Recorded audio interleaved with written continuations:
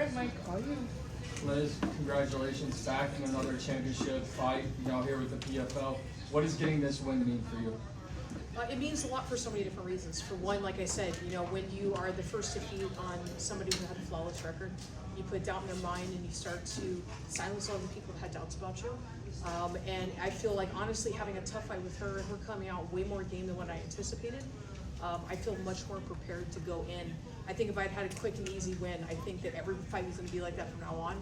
So having a tough fight put me in the right headspace to be prepared for going into the finals.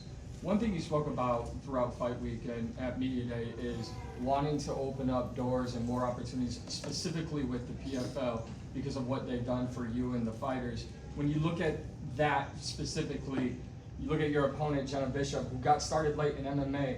In a weird way, in a full circle moment, does this kind of feel like this is exactly what you're talking about, giving Jenna Bishop, who came into the game late, an opportunity to face a legend like yourself for a tournament championship?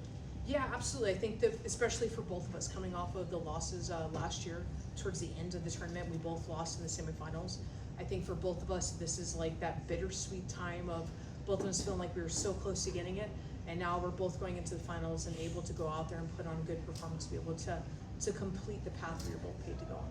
And you were throwing a lot of big shots in the stand-up. I know you mentioned you wanted to put somebody's lights out. Is that really what you were going for there? Yeah, absolutely. It was also that I saw that big turtle on her head, and I kept seeing like little lines. I'm like, man, if I bust that thing open, it's going to be disgusting, but there's going to be blood everywhere. So even though I don't get a knockout, I know we're just going to have a bloody canvas, and that's just going to, I think, cast some doubt in her head and certainly just put it more in my favor for going forward in the fight. And last one for me, is this the right blueprint? Now you're back in the tournament championship. You mentioned let's finish this year out and then on to super fights, possibly at 135 next year? Yeah, absolutely. I really want to have those talks with PFL. I feel like I keep doing what they want. They want exciting fights. They want ones that fans and everybody's saying how much they enjoyed this fight. I'm doing everything they asked for me and more. So I feel like, come on, if I'm doing my part, let's get that 135 division going, because there's a lot of really talented women that were 145ers and 135ers that don't have an opportunity, that can't possibly make it to 125, and we can put on some really exciting matches at 135. Congratulations. Good luck in the championship. Thank you. The legend does it again. Congratulations, my friend. Thank you.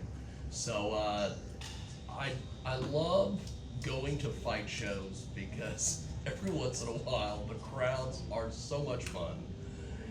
When you walked out there and then you started fighting, I felt like I was watching like Hogan and the Iron Sheik, because they started these USA chants. What is that like for you when you go somewhere and you're fighting someone from another country and the marks do that basically? I've been in other countries where the entire stadium is cheering for the other fighter. I've been where they're cheering for America, and honestly, I feel like that's such a hard place because, for one, America's known for being the land where we give opportunities to everyone. Right? We're such a melting pot of so many different ethnicities and so many different backgrounds. It's really hard to go America because at any moment you can decide, like, I want to be, an American citizen. So it's like, hey, everybody's from somewhere. So it's really hard to be like, man, I know what that feels like. So to me, it's not about like America versus Brazil or America versus anywhere else. It's just about us going out there. She was a game opponent. I was just excited to have somebody that we were both willing to throw down and be like, all right, let's go. Now, when you were going at it with her, towards the end of the fight, when did you know you had won the decision? I never know I win decisions. I've had decisions where on paper, I won every single takedown, I won every single strike, I outdid the person 98% strikes landed to their no strikes landed and still lost the decision. So to ever think that I win a decision, I never ever think that I have a chance winning a decision. So what do you think is your biggest strength going into the finals? Biggest strength is that, one, I can fight in both stances, and I think that's something that she's really not accustomed to. I know that on the ground, that's where she feels strong, but I know I can still trouble her there. And I just think striking-wise that she doesn't have the chin like my previous opponent did.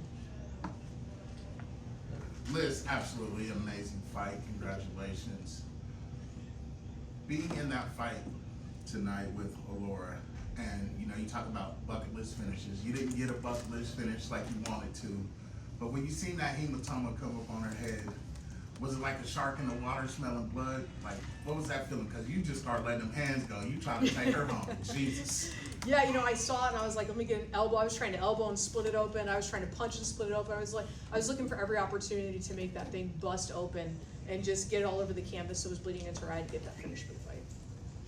So you're obviously a true veteran pioneer in women's MMA. You've been up and down the road, multiple promotions. To the naysayers that be like, man, this win tonight. What do you have to say to the people be like, God?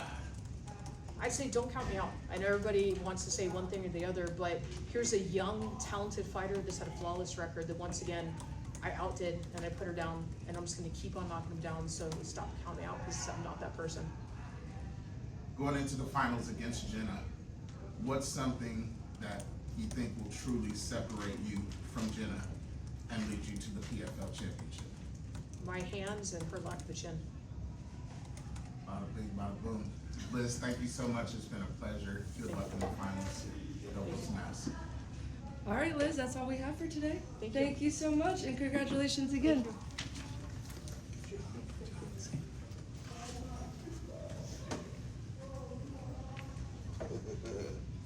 How's everybody doing? You start right now? Yes. Good evening, everybody. Hopefully my voice will what's up, E? We do want to say hello to everybody at home watching on ESPN Plus and also the PFL YouTube page. I'm Jonathan Coachman, spokesman for PFL. Certainly, we'll start with a statement, and then we'll take any and all questions that you guys have. I thought tonight was great. We continue to have night after night in April and last weekend tonight. And we gotta start right at the top. Whenever you put somebody in the main event against a big name like Kevin Lee, we really didn't know what was gonna happen. Kevin Lee came in the best shape of his career. And we completely confident, and we really thought it was gonna be a banger of a fight. And Godzi told me on Wednesday, he said, Coach, this thing's gonna end in the first round. He goes, I'm too fast, I'm too good, I'm too strong. And I think you could argue that right now he is the #1 fighter in the PFL, and certainly we're going to back him. And then I thought the other performances tonight was Alves continues to prove that not only was it not a fluke against Leandro in April, but he absolutely took out Jake Hadley today, who obviously went viral in April. So that was an incredible performance, and we're super excited about Alfie Davis because he had to dig down deep tonight. And I think if we're looking at it, it's probably going to be Alfie Davis and Gotzi in the main event coming up in August. So those were the three guys tonight I thought were really, really good. So we'll open up for questions. Anything you guys have, we'll answer them right now. Coach, I know you know how the results went, but I'm just going to name off the names. Gadzi Ramadanov, Liz Carmouche, Marceli Alves, Alfie Davis, Justin Wetzel, Jenna Bishop. Yep. What those names don't have is a UFC background, meaning they've really established themselves here in the PFL. And when you look towards the long-term future, the blueprint for what the tournament is, for what the PFL wants to do, how much pride do you have seeing those names now cemented in the championship? A lot. We've been very open. I've been very open since we kind of changed the guard around here this year, that we don't want to be an organization anymore that just is a place that UFC fighters come when their contracts are finished. And you meet with all the fighters like I do every single fight week, and more fighters are saying, I'd rather have a legacy here like a Thad Gene last week and become the face. Because let's be honest, right now you have an opportunity. If you win this world tournament, you can become a #1 contender. You can fight for a world championship. And that's how, if you continue to be successful, you're going to make a lot of money and you're going to make a name for yourself. And I think with everything changing right now with social media and the attention worldwide, and that's really what we're doing as well, is spreading the attention all over the world. I mean, we couldn't have 6 better winners tonight. And I've said all along, I would love to have 6 young kids, but having some OGs too, like Liz Carmouche and Jenna Bishop's kind of in the middle of that. It's very important to us, and we're not going to hide from that, 100%. There seems to be a lot of pride from the fighters this year about getting their opportunity to, build their resume here in the PFL. And when you look at what the World Tournament was made to do, I think Liz Carmouche and Jenna Bishop is the perfect example for it. Not only do you have a legend and Bellator champion, but somebody like Jenna Bishop who got late into MMA, Yeah. and they're fighting for a tournament championship. Isn't this the beauty of what you guys are planning to do? It was, and I'll be honest with you, I was not completely on board when we announced we were going to do the World Tournament instead of the season, and I've completely flipped on that because I've learned from the fighters, and almost every single fighter has told me, we love this because it makes us go in there and be aggressive. And you see when the fighters lost tonight, how much it devastated them because they understand what's at stake. And I think one thing we want to do with fighters now, I tell them all the time, lean into your brand within the brand. I sat down with Justin Wetzel, and he looked at me and said, Coach, I understand that I've got to be entertaining outside of the ring, or outside of the cage, and also entertaining inside the cage. That's the new normal for us. We're not going to be backing fighters that come in and just do a 15-minute decision and get the dub. That's not what the PFL is going to be about. So you're going to go in, you better be aggressive. And it doesn't mean that a wrestler can't be entertaining, but if you do that, you're not going to be brought back. You're not going to be booked again. And just because you lose in the World Tournament doesn't mean that your year is over also. We've seen a lot of guys in the last 2 weeks that have lost in the World Tournament come back. And then we saw it tonight with a couple of fights that weren't even in the World Tournament because they understand this is an opportunity. And at one point, the UFC was at their beginning. That's how I look at the PFL right now. Like, we've had 6 or 7 years to get it right. We've got unbelievable people here now, and I think the fighters are seeing it because we're promoting them. Our social media team is unbelievable, and it feels like we're out everywhere. And then tonight, I guarantee in the next 2 days, you're going to see all 6 of these fighters completely promoted, and all over the world, you're going to know exactly what they did. And so it's awesome to me that the fighters see it, and they verbalize it, they vocalize it, because that's all we're trying to do, and it's a lot of fun to be a part of. Well, you do have one more semifinal event coming up next week in Chicago, but throughout 6 weeks of tournament action, 4 in April to this month, what has been your biggest takeaway, and what do you think the PFL's taken away the most from this change in format? How aggressive the fighters have been. You know, in the first round we had 21 finishes in 32 fights. How positive the fighters have been. How devastated the losses have meant to certain fighters, because I think they're starting to see now. And tonight, Mondo Gutierrez is a great example. You know, he's so entertaining. He's got so much going on outside the smart cage. He was devastated after he lost because he understood that he had an opportunity and he went out there and just didn't have any energy, did not perform well. And I think that's what the fighters have to understand. I think for too long, Mike, we have just said, oh, they have a name, or they have a 5-fight winning streak, and it's all by decision. And I'll go back and look at all these fights for all the different, it's like decision. And so the biggest takeaway for me is the fighters understand, I've got to be aggressive. Because you can still win when you lose, but you can also lose when you win, if you know what I mean. So I think for the PFL too, we realize that bringing a lot of good people, there's what I call levels to this game. And I think you're seeing it on social media with our production. You're seeing we've got a brand new director, producer this year that came from Fox and other networks. There's a reason that it looks a lot better. There's a reason that it is a lot better. So those are my 2 takeaways. Last one for me. I know Ghazi closed the show in amazing fashion, but if you dig deeper into what this fight week was for the PFL, for Justin Wetzel specifically, he had a true battle on the scales with the weight cut, and he even told us here backstage that he was compromised tonight. And when you hear that and you see the performance he put on, the message to other fighters is right behind you, one shot at greatness, and I think Justin Wetzel displayed that. He did. I wish everybody could have seen what he went through, and Mondo did too. They both had a really, really hard weight cut. For Wetzel, it was 18 pounds in 2 days.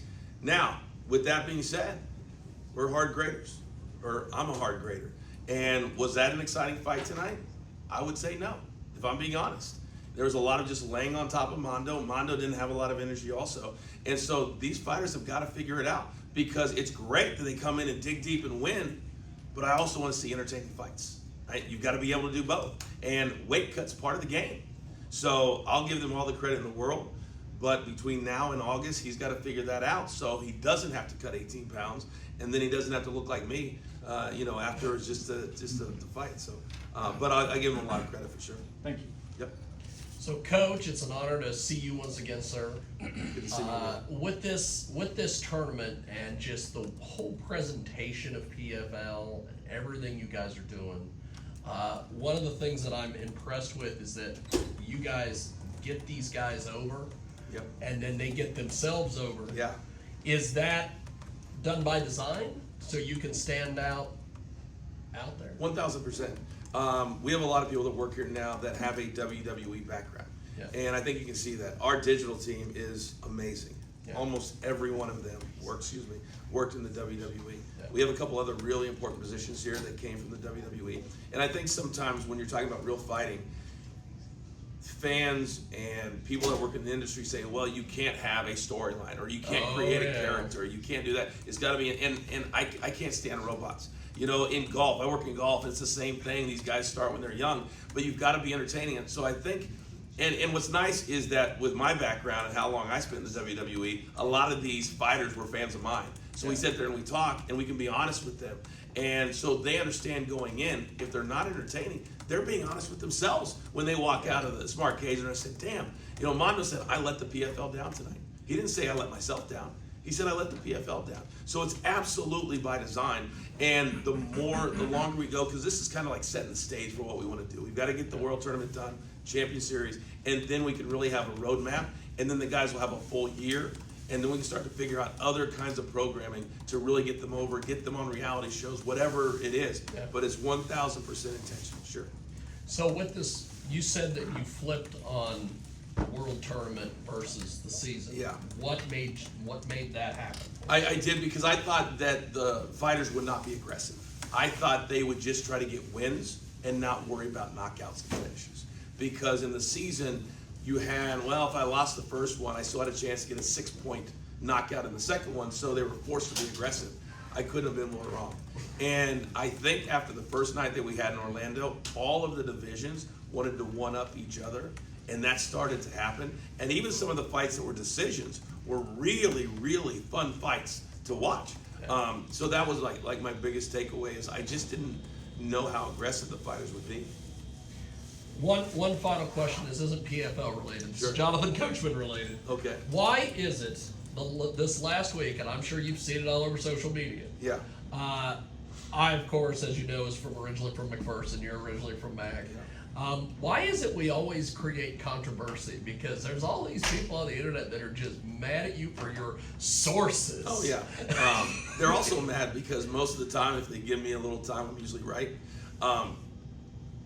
Which, by the way, has happened this week because things are starting to go that direction. Interesting. But interesting you say that. I've been right every single time this year. Yeah. And wrestling fans, you know, I've been around them for a quarter century, just about, whether I was in. And they're all marks. Yeah. In my opinion. And I think in they're negative a lot of time. A lot of fans are negative, and they don't want me to be right. They don't want a lot of us to be right. But I treat this as entertainment. I started when I was 23 years old. And so to me, is this serious? Yeah, there's people's livelihood on the line. But if we want to put, next time we come, put more butts in those seats, we have to be entertaining. Yeah. And so for me, if I can throw out, there's a lot of times I'll say stuff that's intentional. I'll be honest with you. Because in the wrestling and MMA community, it's not life or death. Yeah. And then sometimes it's fun to see them lose their minds. And then it's even more fun when you're right. One final question from me on that same church, different pew, I guess. It used to be the legitimate fighting guys, you would say insider pro wrestling terms like jobber and all that stuff, and they would just get so offended. Of course. And nowadays, legitimate fighting and pro wrestling, it's kind of hand in hand. Yeah. Well, it helps that you have one big company that owns both when you're talking UFC and WWE. But also with us, the one thing that I have been impressing on everybody here is let's not look over there. Let's look what's in front of us. And once we start having a little bit of momentum, then you can start to bring up those terms and you can start to talk. Because I know Jason Jackson, Thad Jean, Mondo, all these guys, we sit there with the interviews that I do with them on Wednesday, and all they want to do is talk about wrestling. And so then I take that opportunity to say, listen, you can become a character. You can. It doesn't mean that you're going to be less of a fighter, but it's going to mean you're going to be more marketable. Yeah. And they all want more sponsors. They all want more money. They all want all of that. And to me, there's a lot of companies out there that want to see guys that are on social media, sell their own brand. And I even asked Mondo the other day, where's the cowboy hat, baby? That's his brand. That's his brand. So I'm hoping with those of us that are here now, that becomes more normal. And I really hope in the next year to two, you're gonna see us figure out a way to have storylines woven in to our fights, and I think that'd be really cool and really creative. And I think we just have a lot of momentum right now, but we never look back. We only look forward. Well, I think it's nice that, especially when we did the media day, and even tonight with the post-fight interviews, nobody was bringing up the guys across the street. It didn't remind me of the guys in Jacksonville who are always bringing up the guys in Connecticut. That's right. That's right. And that feels good too. It really, really does. So we're getting a lot of respect from the fighters, but we're also giving them a lot. And it goes hand in hand. We all got to dance together. You know what I mean? Thank you, by the way. You got it. Thank you. Coach. What's up, how you man? doing, brother? Good to see you. Good, man. Outside of the professionalism, the presentation, the World Tournament format, what's something that you see that sets PFL apart from other organizations? I think, first and foremost, we start with fun. I look at what we're doing now is fun's here, and then everything else is around it, from the weigh-in show to us teasing each other to the fighters understanding that if they come in and they get the job done, that they can come up with ideas, and we're going to embrace them. And so many times, a lot of the organizations that I've been in, they just don't want to embrace the talent as having creative ideas. And so one of the things I did when I was in the WWE, I would write down ideas. I'd come in and I'd give them to the creative team, and they're not going to take all of them, but they may take a couple of them. And I tell guys all the time, if you set up in the stands and nobody comes up and talks to you, that's your fault. That's your fault. And you got to be thinking, when you've got 2 months at home, and I tell this to teams too, start doing promo classes. These guys got to learn how to talk. If you can't talk, you can't get over. And if you can't get over, nobody cares if you had a decision win in Wichita, Kansas on June 20th. You know what I mean? So all those things are important. And if I have to start a coaching class, damn it, I'll start a coaching class.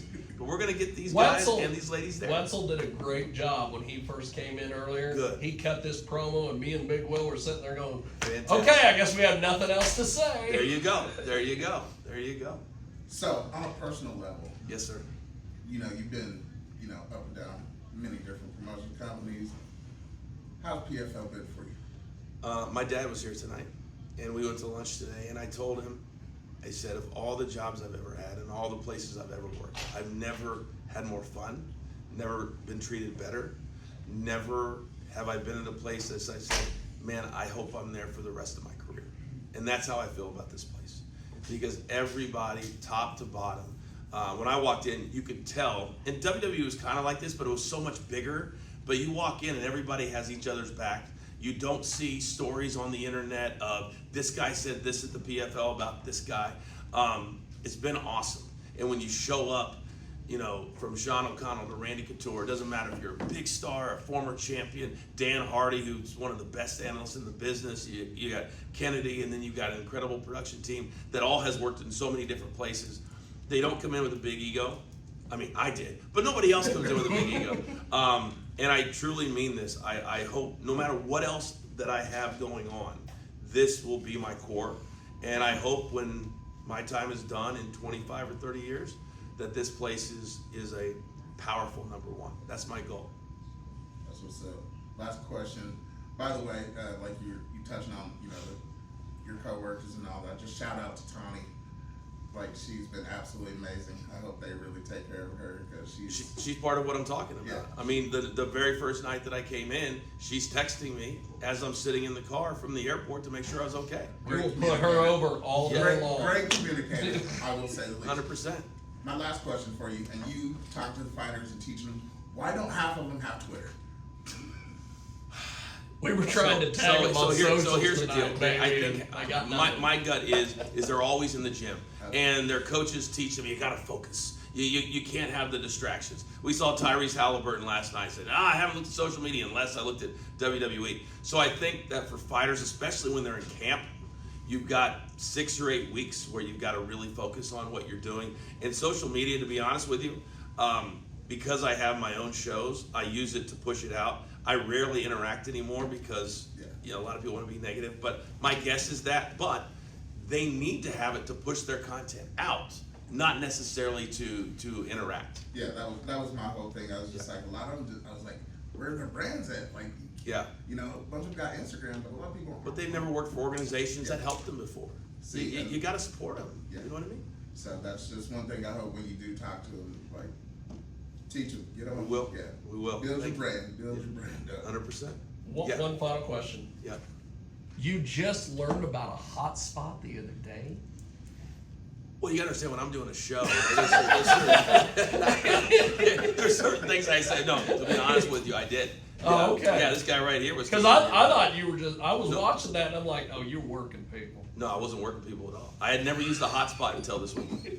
100% on my kids. Swear to God. Amazing. Swear to God. Anybody else? You want to talk to the world champ? All right. Thank you guys very much. We really appreciate it. Have a great time. Thanks, Coach. You got it. Thank you.